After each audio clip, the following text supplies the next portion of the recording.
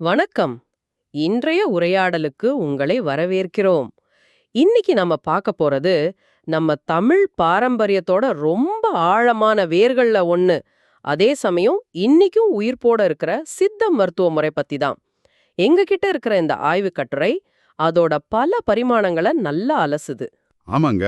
இந்த ஆய்வு கட்டுரைய ஒரு புதையல் மாதிரினே சொல்லலாம். இது சித்த மருத்துவத்தோட ஆரம்பம் எங்க, அதோட அடிப்படை தத்துவங்கள் என்ன, எப்படி நோய்களை கண்டுபிடிக்கிறாங்க, எப்படி சரி பண்றாங்க, அப்புறம் இன்னைக்கு அதோட நிலைமை என்ன, என்னென்ன சவால்கள் இருக்குன்னு எல்லாத்த பத்தியும் பேசுது. இதுல இருந்து முக்கியமான விஷயங்களை உங்களுக்கு தொகுத்து தரப்போறோம். உங்களுக்கு ஒரு தெளிவான பார்வை கிடைக்கும்னு நம்புறோம். அருமை. சரி, அப்போ முதல்ல இந்த பாரம்பரிய மருத்துவம்ங்கிறது உலக அளவுல எவ்வளவு முக்கியமா இருக்கு? உலக சுகாதார நிறுவனம் WHO சொல்றாங்களே, அவங்க இதை எப்படி பார்க்கறாங்க? அதுல இருந்து ஆரம்பிக்கலாமா? கண்டிப்பா. ஹூ சொல்றபடி பாரம்பரிய மருத்துவம், அதாவது டிஎம்னு சொல்றது, வெறும் மூலிகை வைத்தியம் மட்டும் இல்ல. அது ஒவ்வொரு கலாச்சாரத்திலையும் தலைமுறை தலைமுறையா கடத்திட்டு வர்ற ஒரு பெரிய அறிவு தொகுப்பு. உடல் நலம், மனநலம், ஆன்மீக நலம், இது எல்லாத்தையும் பத்தின நம்பிக்கைகள், பயிற்சிகள், வழிமுறைகள் எல்லாமே இதுல அடங்கும். இதுல செடி கொடி, விலங்குகள், தாதுக்கள்னு பலதுலேருந்து வர்ற மருந்துகள் இருக்கலாம். சில சமயம் ஆன்மீக சிகிச்சைகள், உடற்பயிற்சிகள், உணவு முறைகள் கூட இதுக்குள்ள வரும். சில இடங்கள்ல இத நிரப்பு மருத்துவம் அல்லது மாற்று மருத்துவம் அப்படின்னு கூட சொல்றாங்க.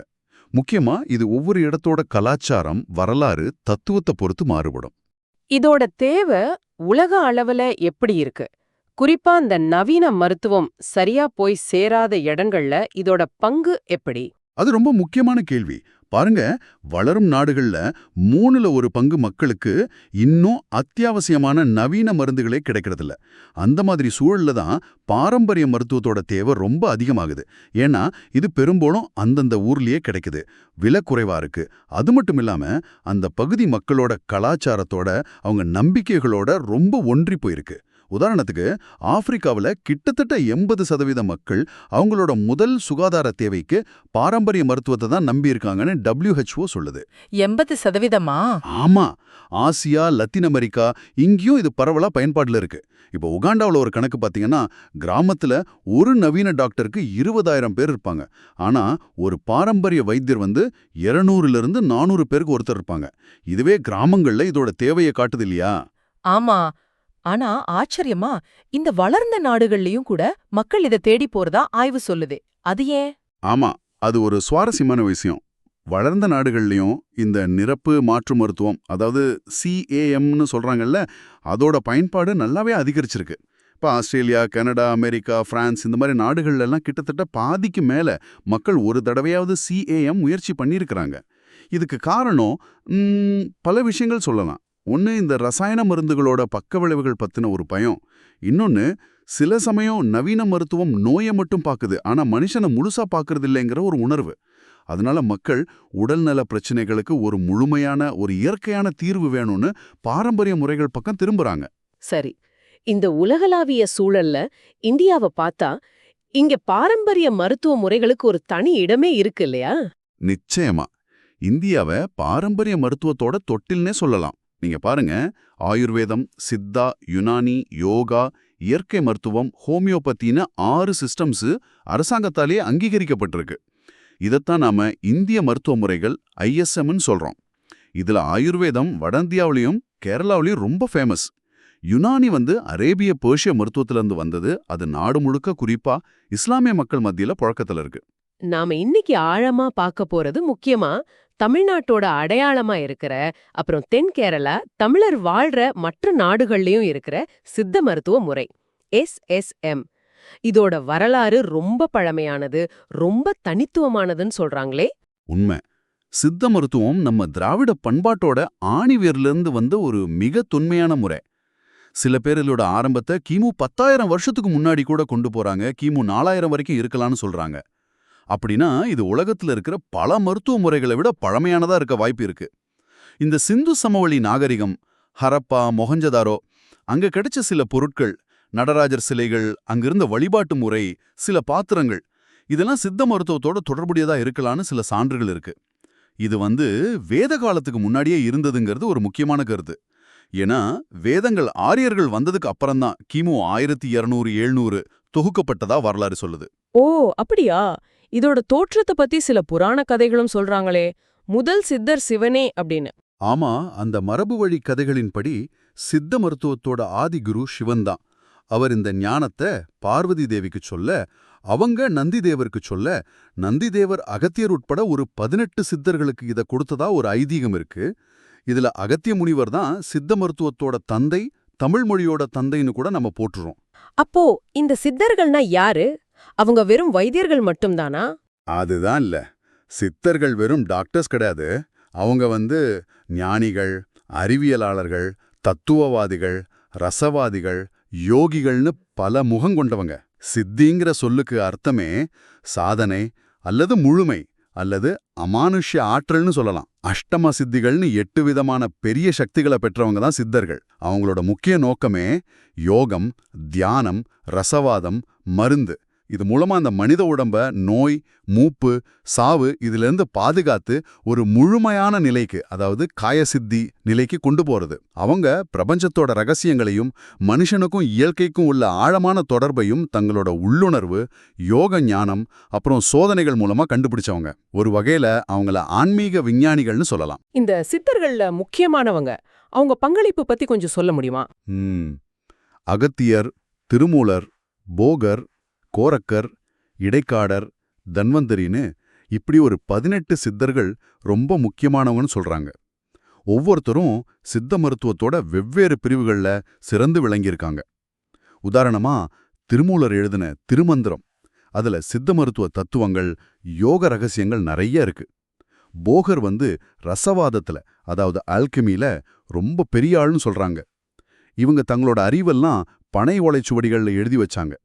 நிறைய சுவடிகள் காலப்போக்கில் அழிஞ்சிட்டாலும் இன்னும் சிலது பாரம்பரிய வைத்தியர்கள்கிட்டையும் அரசாங்கத்துக்கிட்டையும் இருக்கு. கேட்கவே பிரமிப்பா இருக்கு. சரி, அப்போ இந்த சித்த மருத்துவத்தோட அடிப்படை கோட்பாடுகள் என்ன? இது எப்படி வேலை செய்யுது? சித்த மருத்துவத்தோட அடிப்படை தத்துவமே ரொம்ப ஆழமானதுங்க. அது என்ன சொல்லுதுன்னா, அண்டத்தில் உள்ளதே பிண்டத்தில் உள்ளது.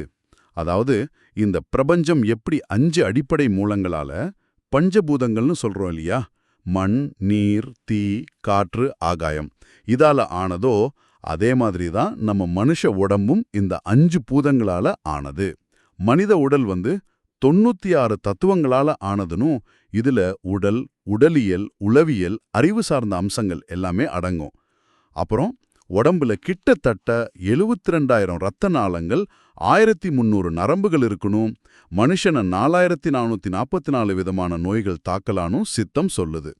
இந்த எண்கள் ஒரு குறியீடா இருக்கலாம், ஆனா உடம்போட சிக்கலான அமைப்பை இது காட்டுது. இந்த பஞ்சபூதங்களுக்கும் நம்ம உடம்புக்கும் என்ன தொடர்பு?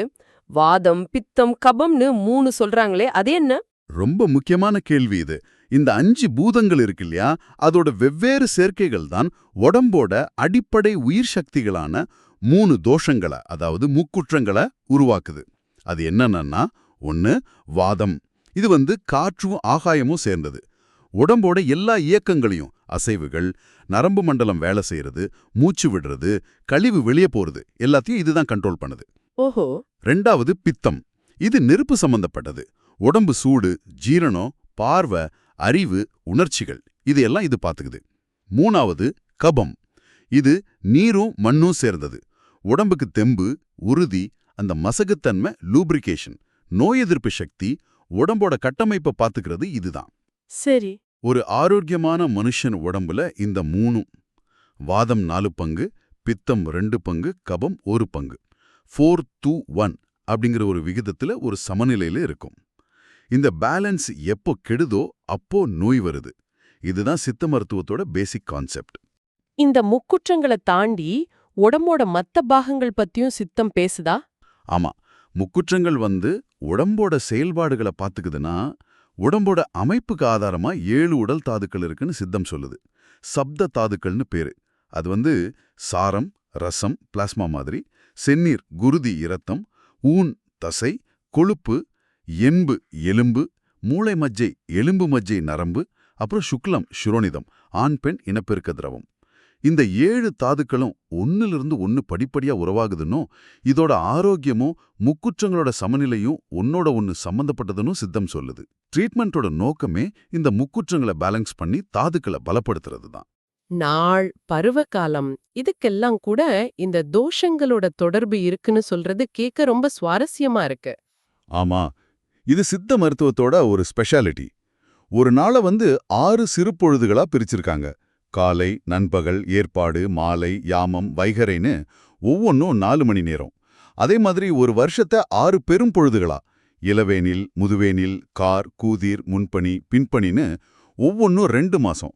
இப்படி பிரிச்சு ஒவ்வொரு பொழுதுலயும் இயற்கையாவே ஒரு குறிப்பிட்ட தோஷம், வாதமோ பித்தமோ கபமோ கொஞ்சம் ஓங்கி நிக்கும்னு சித்தம் சொல்லுது. உதாரணமா? உதாரணமா, காலையில கபம் கொஞ்சம் அதிகமா இருக்கும், மதியத்துல பித்தம், சாயங்காலத்துல வாதம் கொஞ்சம் தூக்கலா இருக்கும்.